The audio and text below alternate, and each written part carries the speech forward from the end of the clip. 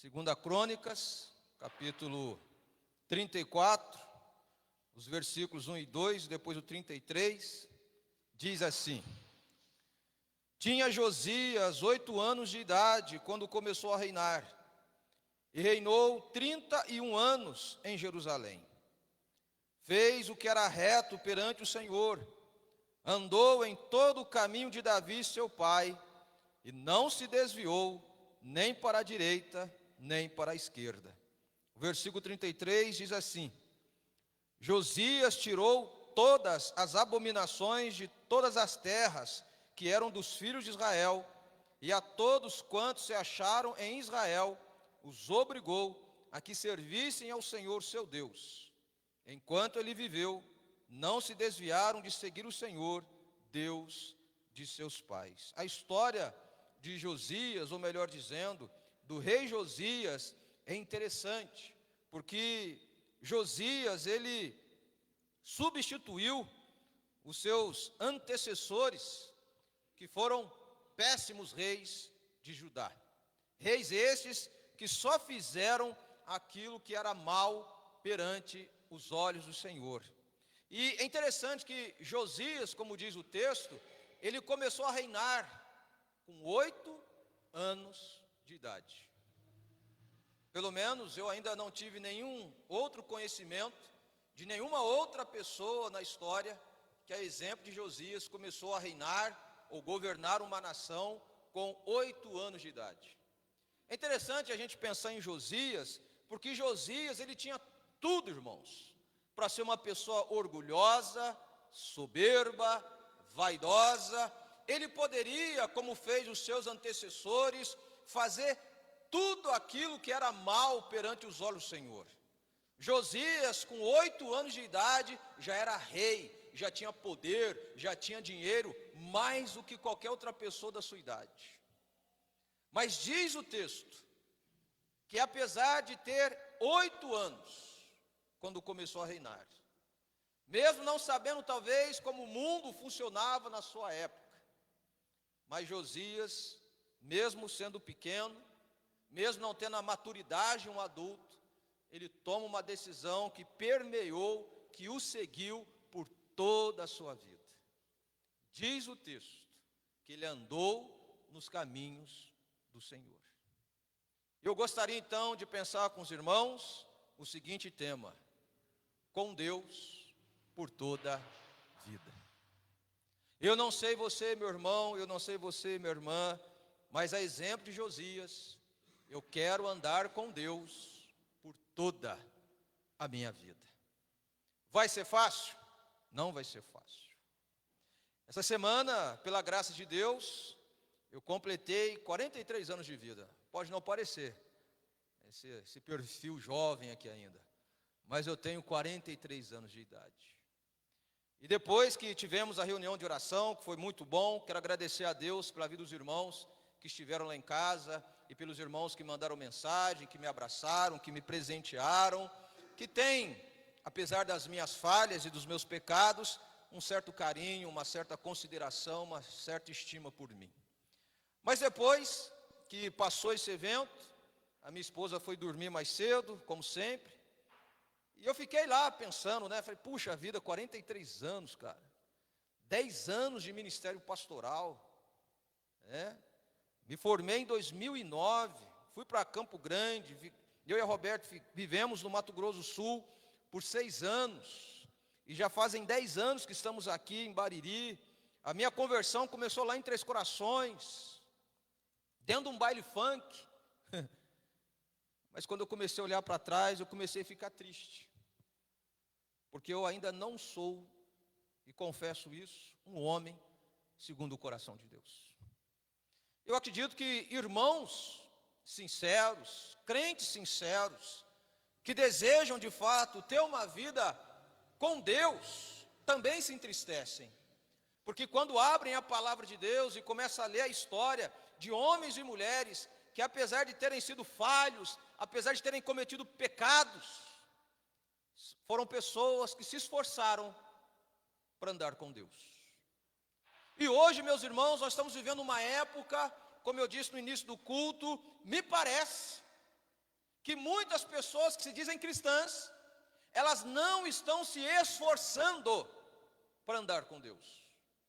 Elas estão, se já não, se acostumaram com a vida religiosa, se acostumaram a vir à igreja, se acostumaram a dar o seu dízimo, a cumprir os seus rituais religiosos. E isso não é ter vida com Deus. Isso não é andar com Deus. Andar com Deus é dia a dia, é o respirar, é o andar, é o viver. Como disse aqui na hora do louvor, é cantar ao Senhor para todo sempre, é cantar a Deus quando a situação estiver ruim, e é cantar a Deus quando a situação estiver boa.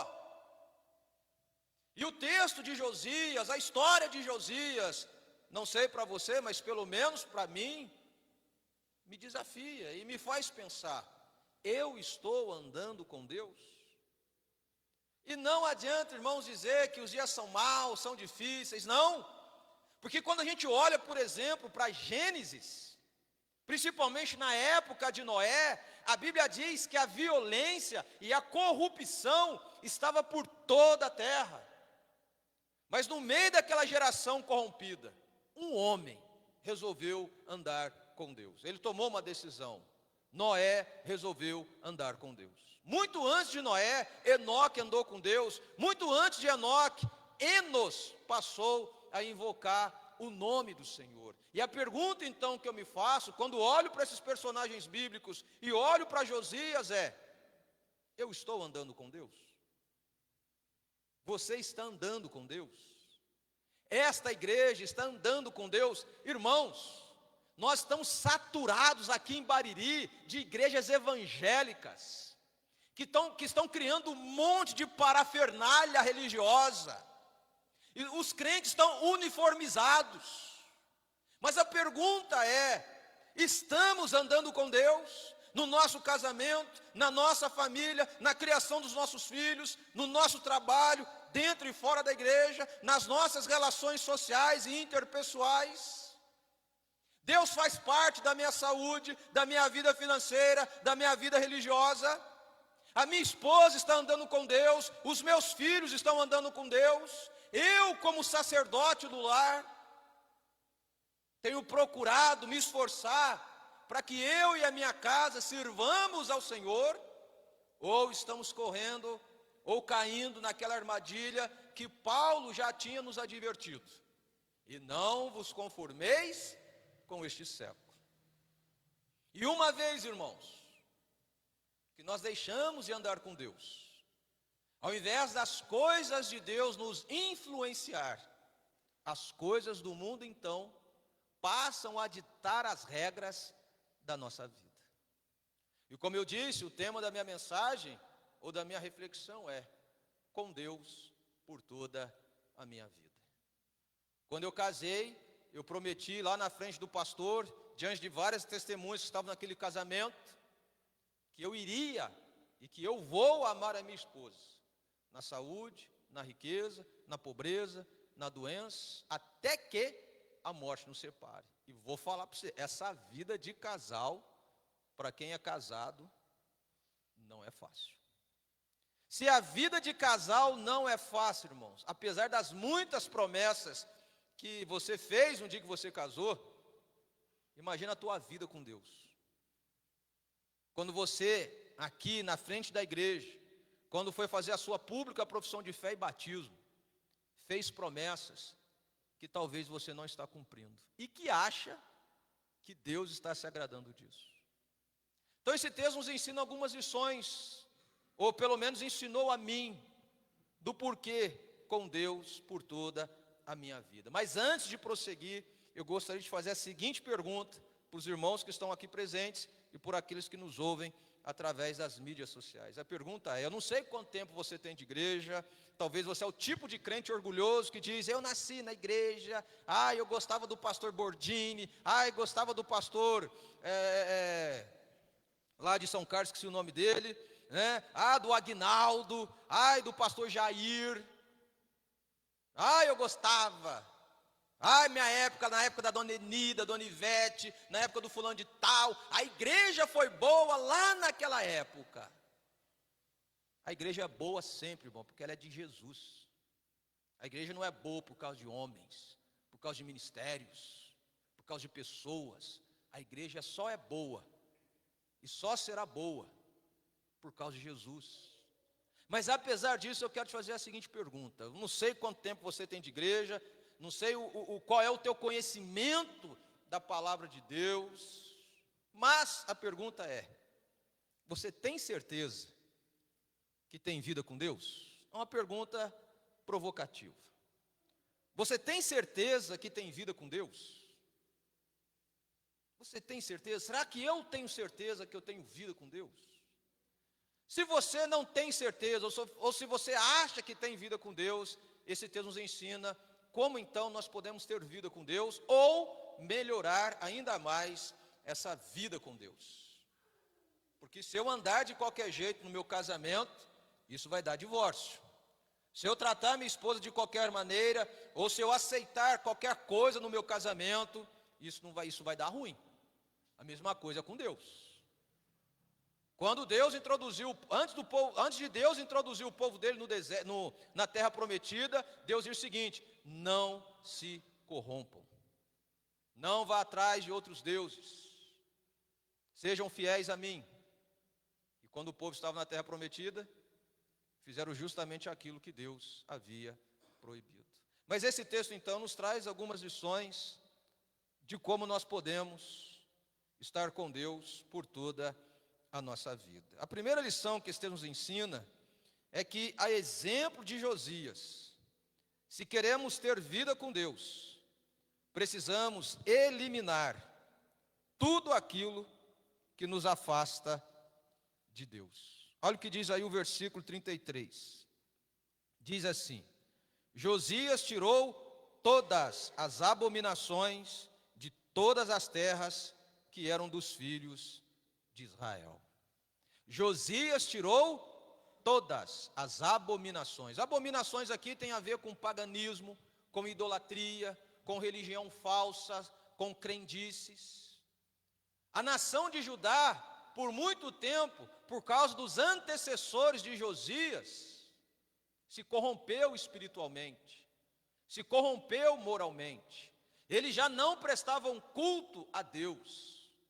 Tem um rei, se vocês lerem o livro de 2 Crônicas, esse rei foi tão perverso que colocou dentro do templo coisas abomináveis.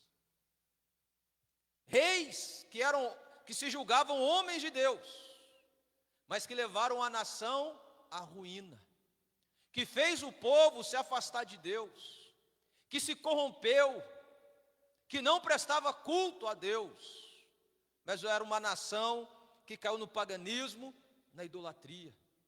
E quando Josias, além dele assumir o trono e fazer tudo aquilo que era reto aos olhos de Deus, ele tomou uma decisão. Foi Deus quem nos deu essa terra. E nós não podemos continuar com essa vida que a nação há muito tempo vem tendo. Se nós queremos de fato ser um povo exclusivo de Deus, tudo aquilo que nos afasta de Deus precisa ser eliminado, não só das nossas vidas, mas também da nação inteira. Irmãos, era uma decisão perigosa. Imagina Deus levantar um presidente cristão no Brasil, ou em alguma parte do mundo, e ele toma uma decisão, ele baixa uma ordem dizendo: tudo aquilo que é abominável a Deus tem que ser eliminado. Imagina a bagunça que vai acontecer. Josias não estava preocupado com essa bagunça. Josias não estava preocupado com o que o povo iria pensar. Josias estava preocupado com a vida com Deus. Irmãos, nós somos cristãos. Tem muitas pessoas que falam que é de Jesus, mas a grande verdade, nós devemos admitir isso, é que tem muitas famílias cristãs repletas de coisas abomináveis em suas vidas, de coisas que, ao invés de levá-los para Deus, estão justamente os afastando de Deus. E tomar essa decisão não é uma decisão fácil. Por quê? Nós gostamos de ídolos, Nós gostamos de falsos deuses, nós gostamos de crendices, nós gostamos de agradar todo mundo. E nós temos uma enorme dificuldade em agradar a Deus. É interessante, tem uma passagem, quando Jacó, ele resolve retornar para a terra dos seus pais, ele resolve sair de madrugada, e a mulher que ele mais amava, esconde debaixo da sela dos cavalos, ou do cavalo, melhor dizendo, as suas imagens. E de repente Labão descobre que os seus deuses sumiram. E ele toma uma decisão: aquela pessoa que eu encontrar, que roubou os meus deuses, vai morrer. E quem é que tinha roubado? A filha de Labão. E Jacó fica louco. Fala: o que você fez, mulher? Irmãos, está cheio de ídolos, debaixo da cela de muitos casais dentro da igreja. Tem muitos ídolos dentro da casa de muitos irmãos da igreja. Está cheio de idolatria, é crente, mas está lá os ídolos escondidos, os bezerrinhos de ouro escondidos. Quando Josué ele resolve tomar uma decisão, ele fala assim: gente, vocês têm que escolher a quem vocês querem servir. Os deuses pagãos dos nossos pais, ou o Deus que nos tirou da casa da servidão? Eu e a minha casa serviremos ao Senhor. Quem vocês vão escolher? Irmãos, essas coisas abomináveis, que só você e Deus sabe, e que estão atrapalhando a sua vida com Deus, não somente a sua vida, mas a vida de toda a sua família. Você precisa tomar uma decisão. Se você quer viver com Deus, de fato, essas coisas abomináveis, que estão atrapalhando a tua vida e a vida da sua família com Deus, precisam ser eliminados. Você tem que tirar. Você tem que tirar. Talvez é só as crendices, talvez essa religiosidade barata, talvez essa falsa espiritualidade. Deus sabe quais são os tipos de abominações. E não é uma abominação. E se você prestar atenção no texto, está no plural: todas as abominações. A glória tem que ser somente para Deus. Talvez você precise passar mais tempo com a sua filha ou com o seu filho, que está se afundando no computador ou no celular. Talvez você precise conversar mais com a sua esposa, orar com ela, ou conversar mais com o seu esposo e orar com ele. Talvez você precise passar mais tempo com a sua família e tirar essas abominações que está sacudindo o seu casamento. Para de ficar correndo atrás da vaidade, correr atrás do vento. Se é Deus que sustenta a sua vida, se é Deus que sustenta a sua família, se é Deus que soprou o ar no seu nariz para você respirar, você não precisa de outros ídolos, de outras adoradores, você precisa de Deus, irmãos. E Josias entendeu isso.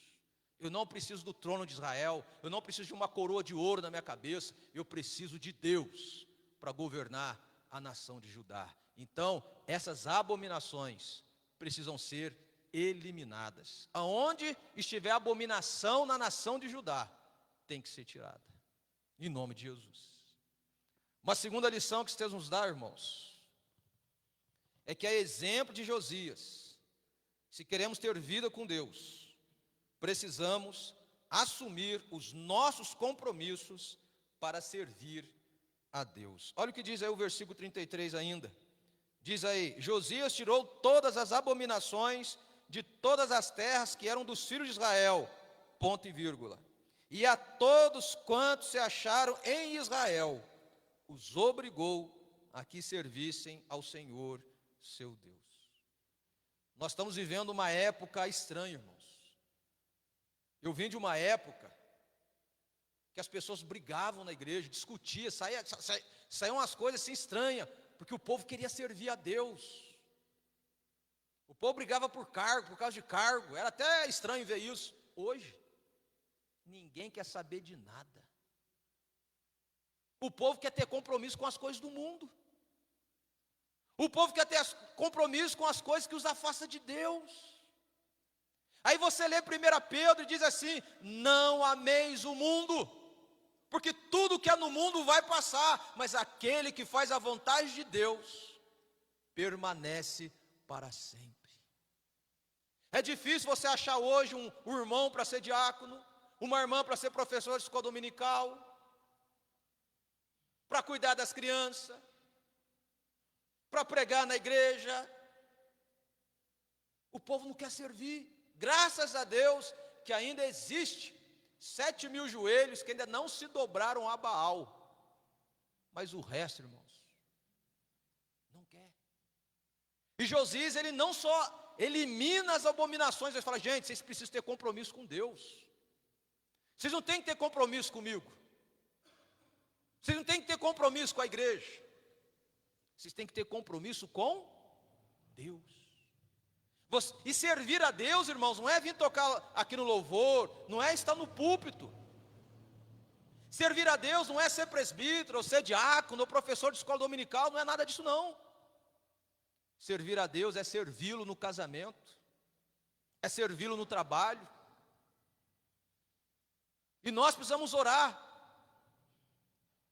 porque os campos estão brancos, mas os trabalhadores continuam sendo poucos. E o pior é que está diminuindo.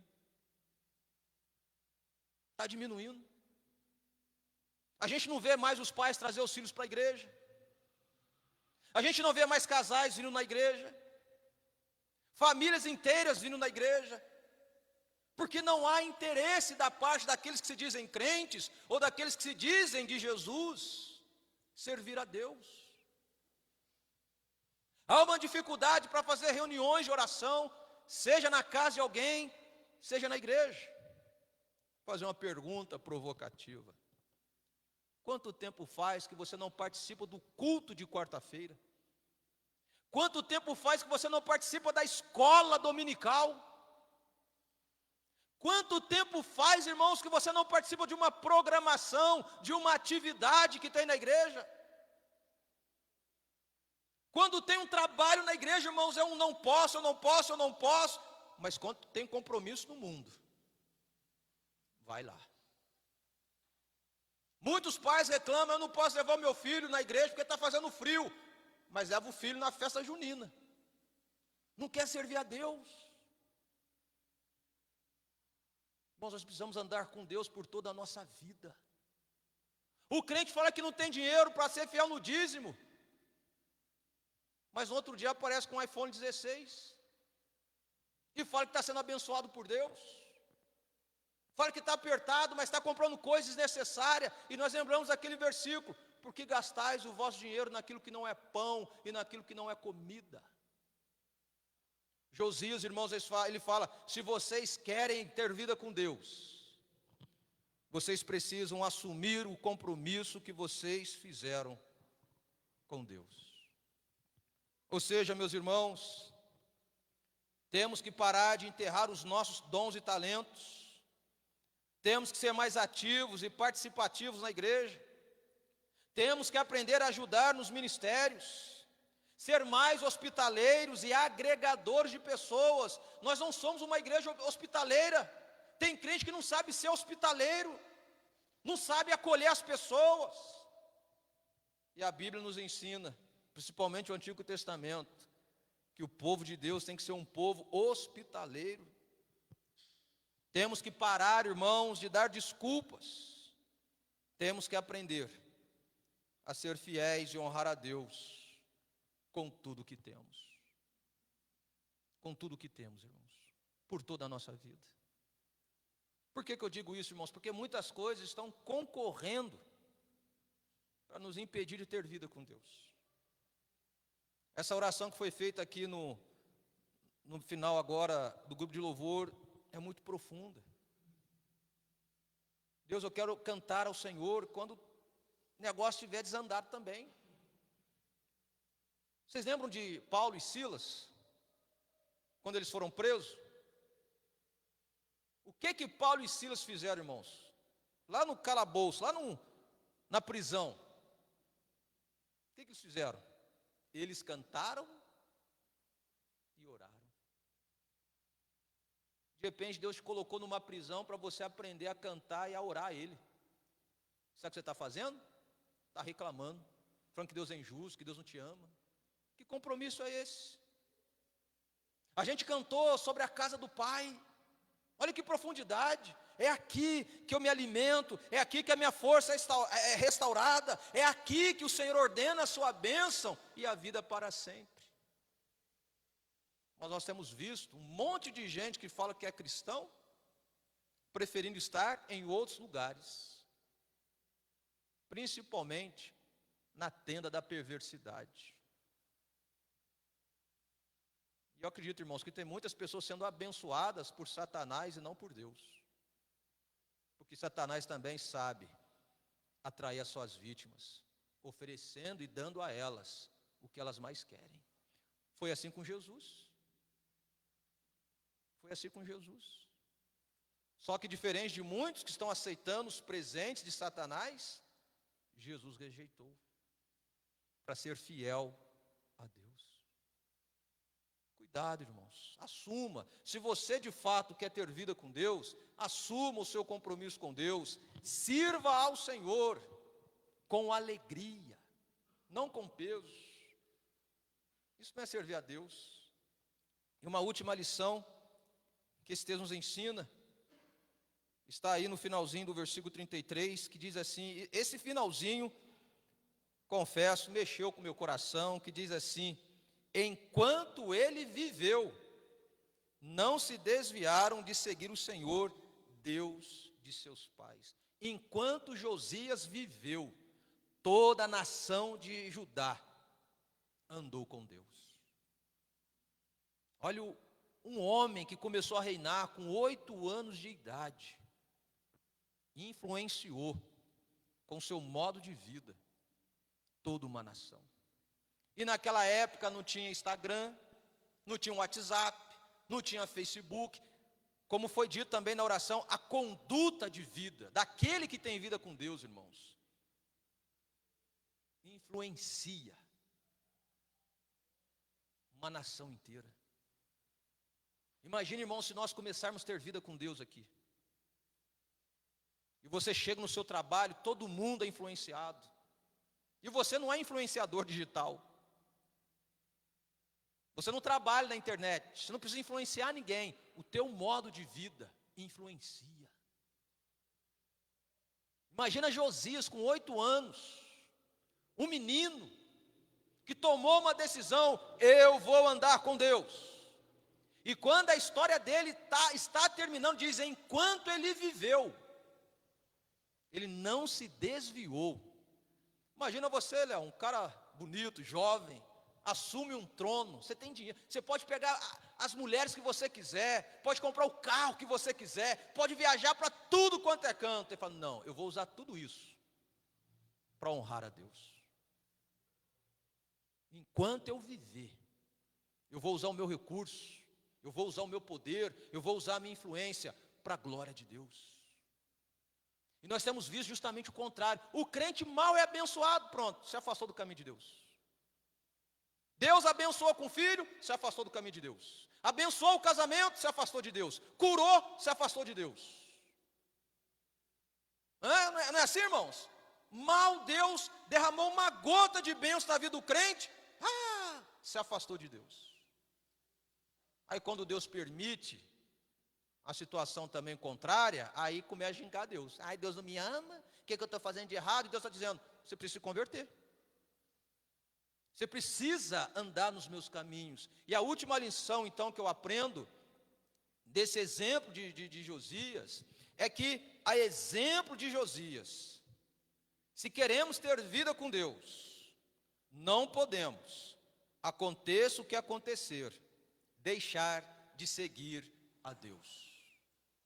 Irmãos, aconteça o que acontecer na tua vida, se você quer de fato ter vida com Deus, não deixe de seguir a Deus. Não deixe de seguir a Deus por causa da tua família. Não deixe de seguir a Deus por causa do teu casamento, por causa dos teus filhos. Jesus diz o seguinte: quem não me ama, ou quem não me amar, acima do pai, da mãe, um monte de coisa lá, não é digno de entrar no reino dos céus, não é digno de mim. Aí Pedro falou, mas Jesus, nós deixamos tudo para te seguir, o que vai ser de nós? E Jesus fala, aquele que me segue, vai ter o centro nesta vida, e na vida por vir. Isso é muito interessante, irmãos, porque Deus sabe que não é fácil para você, assim como não é fácil para mim, ter vida com Deus. É fácil? Às vezes eu e a Roberta ficamos em crise lá em casa, porque quando a gente pensa que está curado, acontece uma enfermidade. Quando a gente pensa que resolveu um problema, surge outro. Eu falo, meu Deus, é possível, hein? O que é isso? Misericórdia. Aí abaixa o espírito de Asaf na gente. A gente olha para o lado e está lá o ímpio, o crente, sem vergonha, que não tem compromisso com Deus. Prospera, viaja, vai na concessionária, tira o carro novo, fica postando foto na internet só para fazer ciúme. Eu falo, não é possível. Ou eu estou errado ou ele está certo. Mas quem falou que o sucesso deste mundo significa ter vida com Deus? Porque quando você olha para Ana, por exemplo, Ana com todos os problemas pessoais que ela tinha, Ana com toda a humilhação que ela sofria, ela não deixou de ter vida com Deus. Mesmo que Penina, aos olhos da sociedade, fosse uma mulher abençoada por Deus. Porque pensa numa mulher chata, era a tal de Penina. Mas pensa numa mulher fiel a Deus, que apesar de todos os problemas, não deixou de ter vida com Deus. E quando ela engravida, depois que ela amamenta Samuel, qual é a primeira coisa que ela faz? Devolver o filho para Deus. Hoje, irmãos, tem muita gente segurando o casamento, segurando o filho, e Deus está dizendo, entrega. O que Deus pediu para Abraão? Deus fala assim, Abraão, pega o teu filho, o teu único filho, e se ele morrer você não vai ter outro, embora Abraão já tinha outro filho, que era Esaú, pega o teu único filho, e sacrifica lá. Esaú não, né? Sacrifica lá. Abraão, eu acredito que está com peso no coração, foi lá, obedeceu a Deus. Portanto, irmãos, aconteça o que acontecer na tua vida, não deixe de seguir a Deus. E somente Deus sabe o que está acontecendo na tua vida, as lutas que você está enfrentando, os problemas que você está tendo, seja na área financeira, seja na área da saúde, seja na área familiar, seja aqui na igreja. Deus sabe das lutas que você está atravessando, das crises pessoais que você está tendo, mas não deixe de seguir a Deus. Não podemos deixar as doenças, os filhos, o casamento, o dinheiro, o trabalho, a religião, os netos, o clima, o desânimo. Não podemos deixar que nada nos afaste de Deus. Precisamos ser fiéis a Deus até o fim das nossas vidas. E volto a repetir, não vai ser uma tarefa fácil. Quando a gente lê a história de Josias, a gente fala, nossa, Josias. Mas quando você começa a ler a biografia de Josias, você fala, meu Deus, esse cara, esse rei, esse irmão, esse personagem amava a Deus. Porque olha as lutas que ele enfrentou. Mas imagina você terminar a sua história de vida, escrever lá na sua lápide, enquanto viveu, não se desviou dos caminhos do Senhor.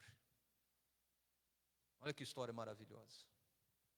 Como você quer terminar a sua vida nesse mundo, irmãos? Sendo um crente qualquer, que não faz diferença nenhuma, tem uma família qualquer, falsamente abençoada, só porque tem status ou poder aquisitivo? Ou uma família que mesmo tendo uma viúva pobre, entregou tudo o que tinha para Deus? Eu não sei você, mas eu quero andar com Deus por toda a minha vida. E você? Vamos orar. Pai, no nome de Jesus, que história maravilhosa, que nos confronta, que nos faz pensar, repensar e avaliar e reavaliar a nossa vida. Reconhecemos, ó Deus, que a exemplo de Josias, precisamos também tomar decisões importantes, que vai ecoar não somente nesta vida, mas pela eternidade. Que possamos, capacitados por Ti, e ajudados por Ti, a eliminar tudo aquilo que tem atrapalhado a nossa vida com o Senhor. Que possamos, ó Deus, assumir os nossos compromissos para Te servir, não somente na igreja, mas em todas as áreas da nossa vida. E que possamos, ó Deus, com fé, perseverar, aconteça o que acontecer, para Te seguir, ó Pai. Eu sei que há muitos irmãos passando por situações difíceis, enfrentando doenças, crises, mas sustenta esses meus irmãos, ó Pai, sustenta essas famílias, esses casais, esses filhos, para que possam, ó Deus, continuar seguindo fielmente o Senhor. Não permita, ó Pai, que como igreja venhamos nos desviar para a direita ou para a esquerda, mas que possamos manter os olhos no Senhor, prosseguir com fé, esquecendo desse modo das coisas que para trás ficam, e prosseguindo sempre para o alvo. Ajuda-nos, ó Deus, ajude a mim, a minha esposa, esta igreja e cada família desta igreja, para que quando terminarmos a nossa jornada neste mundo, possamos também, ó Pai, ou que pessoas possam testemunhar ao nosso respeito dizendo que enquanto vivemos, ou que enquanto vivíamos, andamos nos Teus caminhos, ó Pai. Ajuda-nos, porque temos a consciência de que ter vida com o Senhor por toda a nossa vida não será fácil. Mas cremos, ó Pai, que pela fé nos méritos de Jesus Cristo, seremos mais que vencedores. Para a sua honra e glória, ó Pai, no nome de Jesus. Amém.